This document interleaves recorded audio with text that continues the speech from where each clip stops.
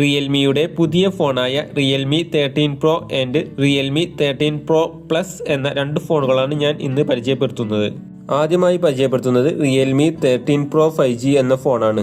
ഇതിന്റെ പ്രൊസസ്സർ വരുന്നത് Snapdragon 7S Gen 2 ആണ്.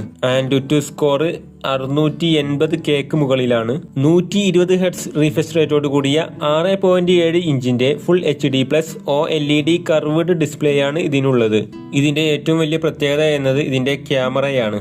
50 മെഗാ പിക്സലിന്റെ സോണിയുടെ മെയിൻ ക്യാമറ കൂടാതെ 8 മെഗാ പിക്സലിന്റെ അൾട്രാ വൈഡ് ആംഗിൾ ക്യാമറയും 2 മെഗാ പിക്സലിന്റെ മറ്റൊരു ക്യാമറയും ഇതിനുണ്ട്. ഫ്രണ്ട് ക്യാമറ വരുന്നത് 32 മെഗാ പിക്സലിന്റേതാണ്.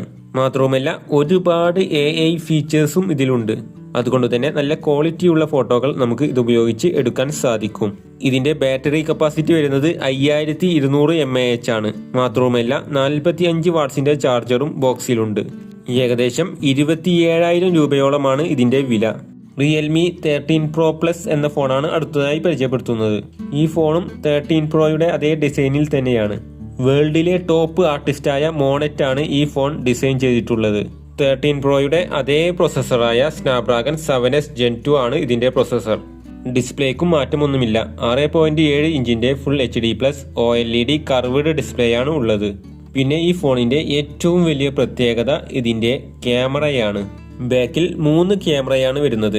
50 മെഗാ പിക്സലിന്റെ പെരിസ്കോപ്പ് ക്യാമറ, 8 മെഗാ പിക്സലിന്റെ ultra wide angle camera, 50 mega പിക്സലിന്റെ മെയിൻ ക്യാമറ എന്നിവയാണ്.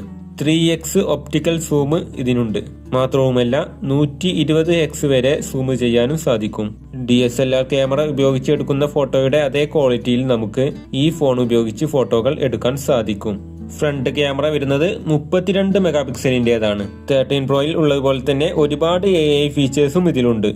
ഇതിന്റെ ബാറ്ററി കപ്പാസിറ്റി വരുന്നത് 5200 mAh ആണ്. മാത്രവുമല്ല 80 വാട്ട്സിന്റെ ചാർജറും ബോക്സിലുണ്ട്. ഏകദേശം ഇതിന്റെ വില വരുന്നത് 33,000 രൂപയോളമാണ്. ആവശ്യമുള്ളവർക്ക് ഇത് വാങ്ങാവുന്നതാണ്.